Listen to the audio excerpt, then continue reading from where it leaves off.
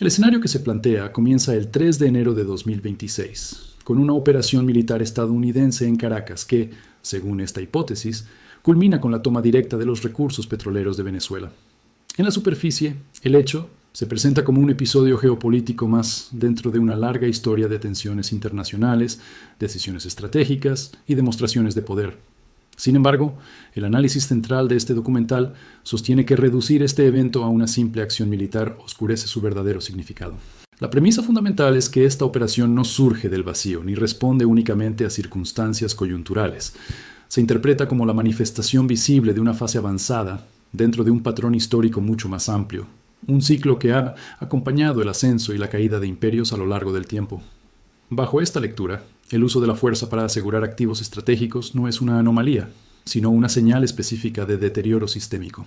El documental plantea que cuando una potencia alcanza este punto, las decisiones militares dejan de ser instrumentos de expansión y se convierten en mecanismos defensivos diseñados para sostener un sistema monetario y fiscal que ya muestra grietas profundas.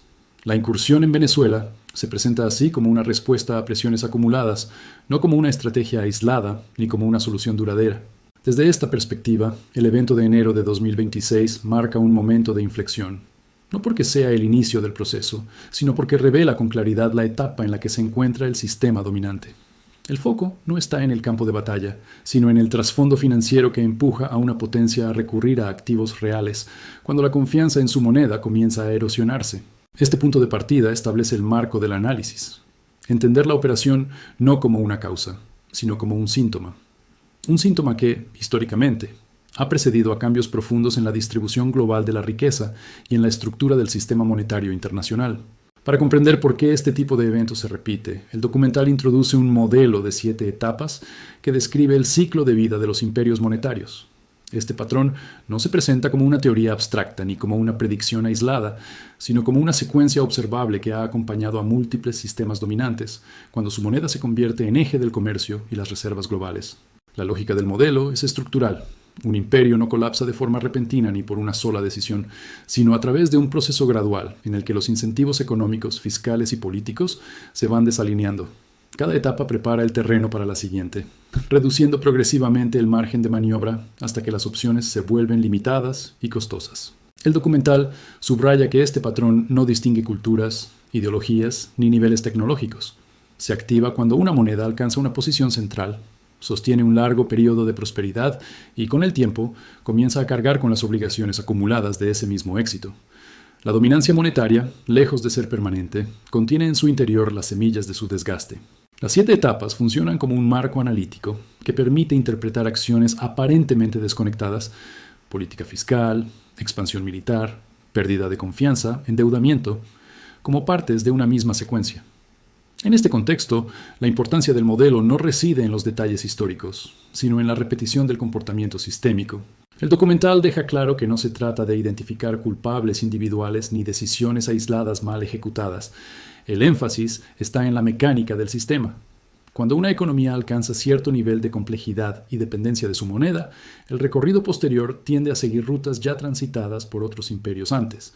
Con este marco establecido, el análisis avanza hacia la primera etapa del ciclo, donde se originan las condiciones que hacen posible todo lo que viene después. La primera etapa del ciclo se define por la existencia de dinero sólido, es decir, una forma de moneda cuya credibilidad descansa en un valor real ampliamente reconocido. En esta fase inicial, la confianza no necesita ser impuesta ni defendida de manera agresiva, porque surge de manera orgánica. El dinero funciona como un medio de intercambio fiable y como un depósito de valor aceptado tanto dentro como fuera de las fronteras del imperio. Según el planteamiento del documental, esta solidez monetaria actúa como un imán para el comercio. Los intercambios se multiplican, los flujos de capital se intensifican y la actividad económica se expande sin requerir estímulos artificiales. La estabilidad de la moneda reduce la incertidumbre y permite que las decisiones de producción e inversión se tomen con horizontes de largo plazo. En este entorno, la acumulación de riqueza no es un objetivo forzado, sino una consecuencia natural. El sistema recompensa la creación de valor y el intercambio eficiente, generando excedentes que fortalecen tanto al sector privado como a las finanzas públicas. La moneda se convierte en un símbolo de orden y previsibilidad. El documental destaca que esta etapa establece la base de todo el ciclo posterior. La fortaleza inicial del dinero no solo impulsa el crecimiento, sino que crea la reputación que, con el tiempo, permitirá al imperio expandir su influencia más allá de su capacidad productiva inmediata. Esa credibilidad acumulada será, más adelante, utilizada como un recurso. Así, la etapa del dinero sólido no es únicamente un punto de partida histórico, sino el cimiento psicológico y económico sobre el cual se construye la expansión futura. Sin esta fase inicial de confianza genuina, ninguna de las etapas siguientes podría desarrollarse. La segunda etapa se caracteriza por la expansión que surge directamente de la riqueza acumulada durante la fase inicial. Con una moneda creíble y una base económica sólida, el imperio comienza a extender su alcance, tanto en términos de influencia como de gasto interno. La prosperidad permite financiar proyectos sociales, infraestructuras y estructuras administrativas cada vez más amplias. En este punto, el crecimiento ya no se apoya únicamente en la producción eficiente, sino en el uso del excedente generado previamente. El sistema puede sostener niveles de consumo elevados porque la confianza en la moneda sigue intacta y porque los flujos de capital continúan respaldando esa expansión. La abundancia aparente reduce la percepción de límites. Sin embargo, el documental señala que es en esta fase donde comienza a formarse un desequilibrio clave. El consumo empieza a crecer más rápido que la producción real. La expansión se normaliza y lo que antes era excepcional se convierte en expectativa. Las decisiones económicas se toman bajo el supuesto de que la prosperidad es permanente. Este cambio es sutil, pero decisivo. A medida que el sistema se acostumbra a un nivel de gasto elevado, la dependencia de la riqueza acumulada aumenta. La disciplina que caracterizó a la etapa inicial se diluye gradualmente, sustituida por la confianza en que el crecimiento pasado garantizará el futuro. La etapa de expansión no representa aún una crisis. Al contrario, suele percibirse como el apogeo del imperio. Pero en su interior ya se están sentando las bases de las tensiones que emergerán más adelante, cuando sostener ese nivel de consumo requiera medidas cada vez más costosas. La tercera etapa emerge cuando la expansión sostenida empieza a chocar con límites reales. El documental describe este punto como el momento en que los costos del mantenimiento del imperio, especialmente los militares, comienzan a superar la capacidad productiva que los respalda. La defensa de intereses globales, rutas estratégicas y posiciones adquiridas requiere recursos constantes y crecientes. Ante esta presión, el sistema enfrenta una disyuntiva.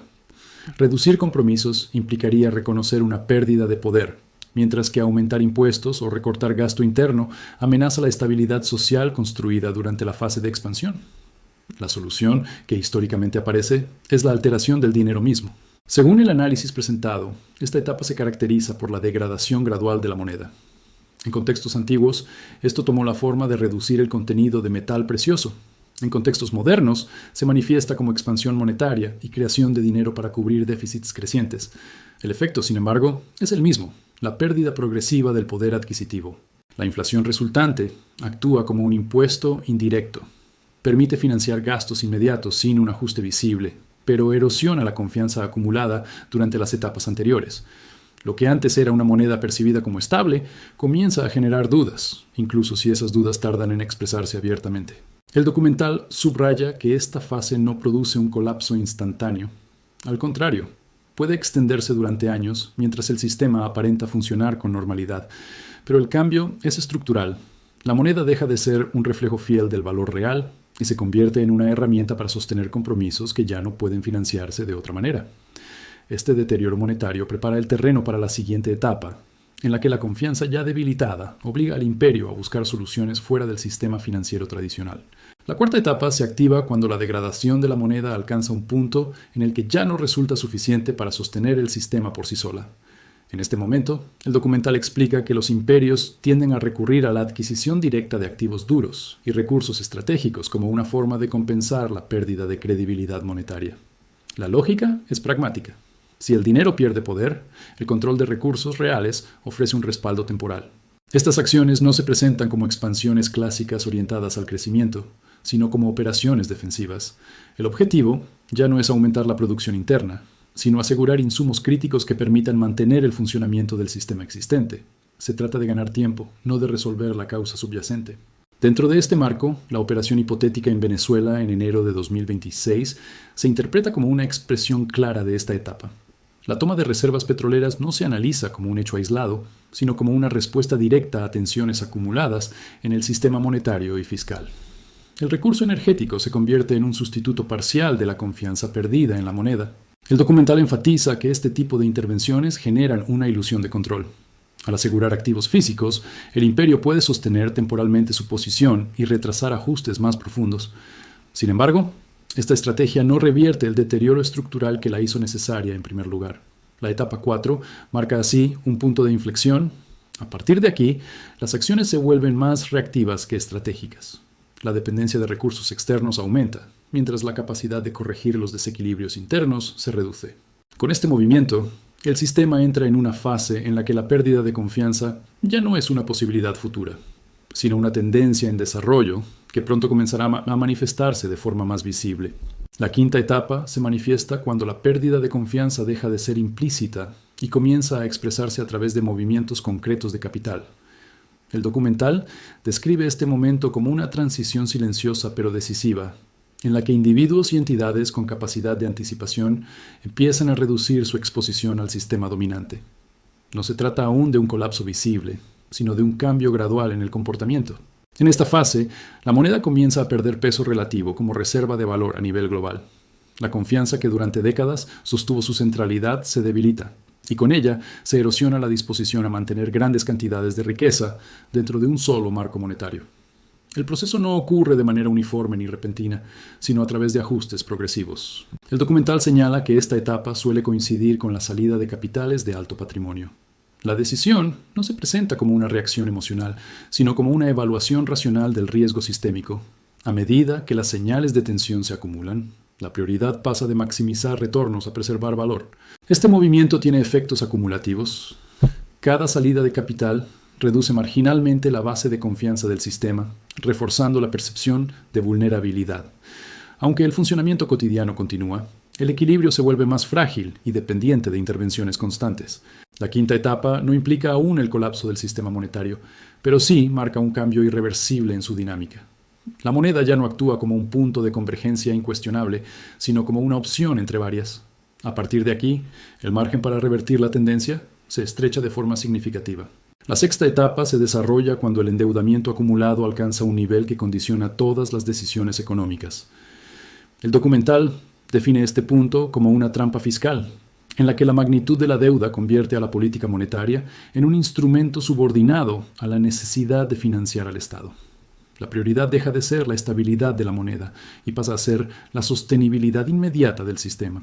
En este escenario, las opciones disponibles se vuelven limitadas. Elevar tasas para contener la inflación amenaza con hacer insostenible el servicio de la deuda, mientras que mantener condiciones laxas agrava la pérdida de poder adquisitivo. Cada decisión implica un costo elevado, y no existe una salida que no deteriore algún componente crítico del sistema.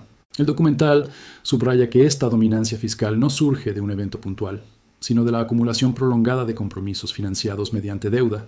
El crecimiento del pasivo reduce la capacidad de respuesta ante crisis y convierte a la expansión monetaria en una necesidad estructural, no en una herramienta excepcional.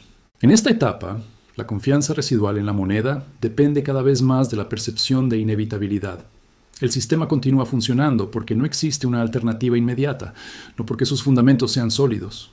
La estabilidad se sostiene por inercia, no por equilibrio. La trampa fiscal representa un umbral crítico. Una vez cruzado, revertir la dinámica requiere ajustes que suelen ser políticamente inviables. El sistema entra así en una fase de gestión del deterioro, en la que el objetivo principal es evitar una ruptura abrupta. Con este marco, el documental avanza hacia la etapa final del ciclo, donde las tensiones acumuladas convergen en una resolución definitiva.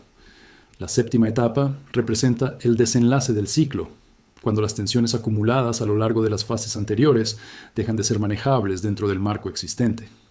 El documental describe este punto como un momento de resolución forzada, en el que el sistema monetario ya no puede sostenerse sin una transformación profunda. Las opciones que permanecen no son graduales, sino disruptivas. En este tramo final, el desenlace puede adoptar distintas formas, pero todas implican una ruptura con el orden previo. La hiperinflación, el incumplimiento de obligaciones o una reestructuración integral del sistema financiero aparecen como mecanismos de cierre de un proceso que se ha extendido durante décadas.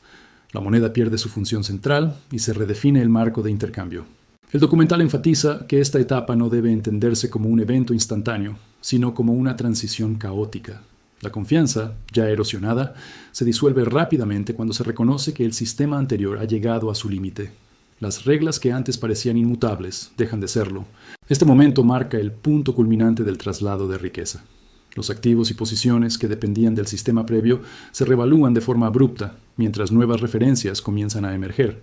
El cambio no responde a una decisión aislada, sino a la necesidad de restablecer un equilibrio que el sistema anterior ya no puede proporcionar. Con la etapa 7, el ciclo se completa, no como un accidente histórico, sino como el resultado lógico de una secuencia prolongada de decisiones, incentivos y desequilibrios que finalmente convergen en un reinicio. El documental concluye abordando una objeción recurrente: la idea de que la tecnología o una supuesta excepcionalidad estructural pueden alterar este patrón. El análisis rechaza esa premisa, señalando que avances tecnológicos significativos también estuvieron presentes en imperios anteriores y no lograron evitar las consecuencias de desequilibrios fiscales y monetarios prolongados. La innovación puede modificar la forma del sistema, pero no elimina las restricciones fundamentales que rigen la confianza y el valor. Desde esta perspectiva, el escenario descrito no depende de una falta de capacidad técnica, sino de límites financieros acumulados. La complejidad del sistema moderno no lo hace inmune al ciclo, sino potencialmente más vulnerable a ajustes abruptos cuando la confianza se rompe. La repetición del patrón se explica por la naturaleza del dinero y de los incentivos que surgen cuando una moneda alcanza dominancia global. En este contexto, el documental presenta las estrategias de supervivencia patrimonial mencionadas, en el resumen, como respuestas racionales a un entorno de transición. El énfasis no está en la especulación, sino en la preparación informada. Comprender la historia monetaria y los ciclos imperiales se plantea como una herramienta para interpretar señales tempranas y reducir exposición a riesgos sistémicos. La diversificación aparece como un principio central. Distribuir la riqueza entre distintas monedas, jurisdicciones y sistemas busca limitar el impacto de una ruptura localizada. De manera complementaria, la adquisición de habilidades especializadas se presenta como una forma de preservar valor más allá de estructuras financieras específicas, manteniendo relevancia durante periodos de cambio. El documental también resalta la importancia de los activos duros, como el oro, la plata, la tierra productiva y los recursos estratégicos, no como instrumentos de ganancia rápida, sino como anclas de valor en escenarios de reajuste monetario. La diversificación geográfica se suma a esta lógica, reduciendo la exposición a controles de capital y medidas fiscales extraordinarias. El cierre enfatiza el factor tiempo. Según la narrativa presentada, el proceso no ha concluido, pero avanza. La ventana para posicionarse aún existe, aunque se estrecha a medida que las etapas finales se desarrollan. El mensaje final no es de alarma inmediata, sino de urgencia estructural. El ciclo sigue su curso, y la preparación se define por anticipación, no por reacción tardía.